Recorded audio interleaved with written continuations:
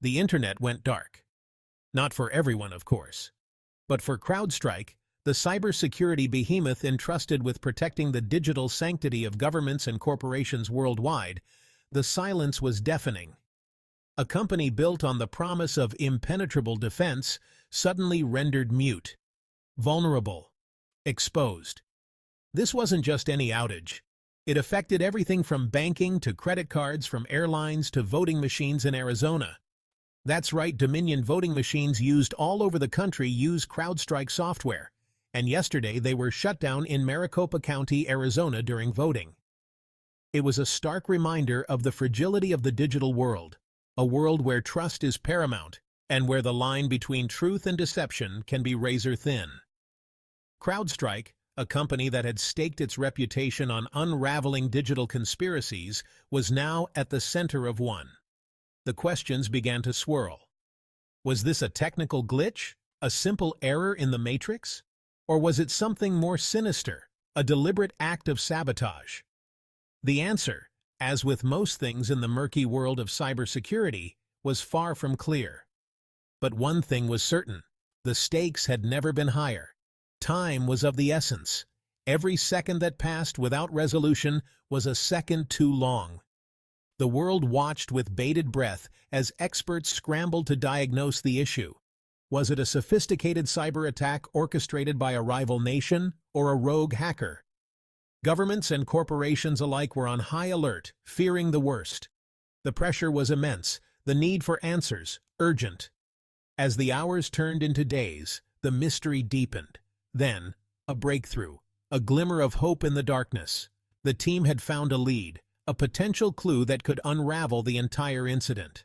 The world waited for answers, for clarity, for the truth to finally emerge. And as the day went on, it was discovered that this was an update gone haywire, causing all of this mayhem. The year was 2016. A year that would be etched into the annals of history for its political turbulence and unexpected twists. The U.S. presidential election was in full swing, a bitter battle between Hillary Clinton and Donald Trump. The nation was divided, with each side fervently supporting their candidate. Then, the unthinkable happened. The Democratic National Committee, or DNC, announced that it had been hacked. This revelation sent shockwaves through the political landscape. Emails, sensitive internal communications, were leaked to the public. These emails contained information that was both embarrassing and potentially damaging to the Democratic Party. The finger of blame was quickly pointed at Russia, a narrative fueled by CrowdStrike, the cybersecurity firm hired by the DNC to investigate the breach. The media was abuzz with stories of Russian interference, and the public was left to grapple with the implications. But what if the truth was far more complex? What if the story we were told was just the tip of the iceberg? What if the DNC hack, the event that had set in motion a chain reaction of accusations, investigations, and global tensions, was not what it seemed? What if there were layers to this story that had yet to be uncovered? Whispers of a cover-up began to circulate, whispers that challenged the official narrative and pointed to a more sinister possibility: that the hack was an inside job, a deliberate leak designed to damage Trump and bolster Clinton's chances of victory. These whispers grew louder, fueled by inconsistencies and unanswered questions. At the heart of this alternative narrative was CrowdStrike, the company entrusted with investigating the hack. Their role was crucial, and their findings were pivotal in shaping public perception. Questions were raised about its ties to the Clinton campaign, its methodology, and its conclusions. Was there a conflict of interest that tainted their investigation? Was CrowdStrike a neutral arbiter, objectively pursuing the truth? Or were they influenced by political affiliations and agendas? Or was it a partisan player, manipulating the narrative to serve a predetermined agenda? The lines between fact and fiction began to blur, leaving the public in a state of confusion and mistrust. The DNC hack, once a seemingly open and shut case of foreign interference, was now shrouded in doubt, a puzzle box of unanswered questions and unsettling possibilities. The story continued to evolve, with new revelations and theories emerging, each adding another layer of complexity to an already convoluted narrative. The truth, it seemed, was elusive, and the quest to uncover it was far from over. The tragic death of Seth Rich, a young DNC staffer, added another layer of mystery and suspicion to the already convoluted narrative. Some believed his death was a random act of violence, while others saw it as part of a larger conspiracy. You see, there are those who claim that Seth Rich was the true source of the leaked DNC emails, not Russian hackers. They argue that Rich, disillusioned with the DNC, decided to expose its inner workings. His death, they say, was no coincidence but a calculated move to silence him. The official investigation concluded that Rich's death was a result of a botched robbery. However, the conspiracy theories continued to thrive, fueled by a mix of speculation, half-truths, and unanswered questions. The shadow of Seth Rich loomed large, casting doubt on the established narrative and adding another layer of complexity to an already tangled web of intrigue. In the aftermath of the DNC hack, the FBI, the nation's premier law enforcement agency, was forced to place its trust in CrowdStrike's findings. This decision was not just a routine choice. It was a choice forced by the DNC, sending the server to Ukraine and only giving CrowdStrike access, with which they made a copy for the FBI. It proved to be a pivotal moment that would shape the narrative of the investigation. The decision to rely on a private cybersecurity firm, rather than conducting an independent investigation, raised eyebrows and sparked controversy. Many questioned why the FBI, with its vast resources and expertise, would outsource such a critical task.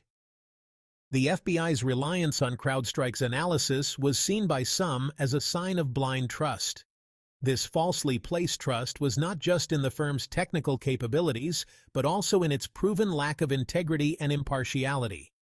Critics argued that the Bureau should have conducted its own forensic examination of the DNC servers. They believed that an independent investigation by the FBI would have provided a more transparent and unbiased result. Instead, they accepted CrowdStrike's conclusions without question, a move that many saw as a dereliction of duty. This acceptance without verification led to a public outcry, with many demanding accountability and transparency from the FBI. The FBI's decision not to independently verify the evidence left a lingering sense of unease. This unease was not just among the public, but also within the law enforcement community, where many felt that a precedent was being set. Was it a matter of expediency, or was there a deeper, more troubling reason behind their choice? The question lingered in the air, fueling debates and discussions across the nation. The lack of transparency and the reliance on a third party added another layer of doubt to an already murky situation. This murkiness made it difficult for the public to fully trust the findings and conclusions presented. The FBI's blind trust in CrowdStrike's findings became yet another piece in the complex puzzle of the DNC hack, a puzzle that seemed to grow more intricate with each passing day. Each new revelation added to the complexity, making it harder to discern the full picture. As the investigation continued, the public and experts alike were left to wonder about the true extent of the hack and the motivations behind the FBI's decisions. The story of the DNC hack was far from over, and the FBI's role in it remained a topic of intense scrutiny and debate. You know, it's not just about the election. It's about the integrity of our entire democratic process. Trump has always stood for uncovering the truth, no matter how uncomfortable it might be. Trump's counter-narrative has been a pivotal part of his strategy. His supporters believe that he is fighting against a deep-seated corruption within the political system. This narrative has resonated deeply with many Americans. They see him as a champion of the people, someone who is willing to take on the establishment. His actions and words have consistently aimed to challenge the status quo. This has created a strong and loyal base of supporters. They believe that he is the only one who can bring about real change. This counter-narrative has not only defined his presidency, but also his post-presidency. It continues to influence the political landscape in significant ways. Whether you agree with him or not, Trump's counter-narrative is a force to be reckoned with. It has shaped the discourse around democracy and governance in America. CrowdStrike's link to Russiagate goes back to before the election in 2016.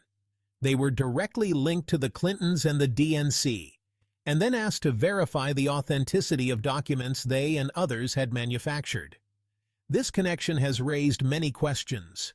Many are wondering how deep the ties are between the company and the DNC leadership, and what implications this has for both Ukraine and the U.S. The broader implications of these connections are still unfolding.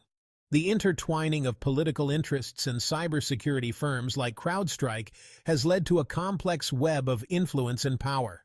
As investigations continue, the true extent of these relationships and their impact on international politics remains a critical area of scrutiny.